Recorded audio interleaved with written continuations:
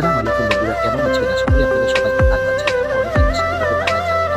আমার খালাতো বোন, মামাতো বোনের জানাই রয়েছে কিভাবে মিষ্টি বানায়। তাই আজকে ভাবলাম আপনাদেরকে কিভাবে মিষ্টি বানায় সেটা দেখাবো। মিষ্টি বানাইতে হলে কি করতে হয়? ছানা তৈরি করতে হয়। ছানা তৈরি করা হয় কিভাবে জানেন? ভালো দুধের সাথে ১ ফোঁটা লেবুর রস দিয়ে সেটা কিন্তু ছানা তৈরি করে সেটা।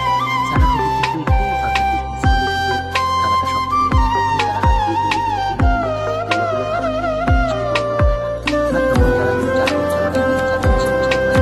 আর যদি গুড় দিয়ে বানায় তাহলে ১০ মিনিট লাগে। এবার ৩ চামচ দিয়ে তৈরি হয়। তারপরে তারা কি করে জানেন? শুকনো পানি মানে পানি ছিটিয়ে দিয়ে মিষ্টিটা তৈরি করে নেয়।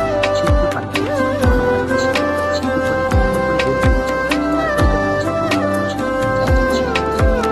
যখন মিষ্টি দেখবেন সেই হাতের চাপা চাপা বের হয়ে যায় মিষ্টি, যে একটা মিষ্টি, নাশপাতার মিষ্টি, পায়েস মিষ্টি। আমার খালাতো বোনের, মামাতো বোনের যে বিয়ান ছিল সেই বিয়ান আমাকে অনেক জিজ্ঞেস করেছিল যাতে আমি ভাবার জন্য। তাই আপনাদেরকে ভিডিওটা দিলাম। ভিডিওটি কেমন লেগেছে তা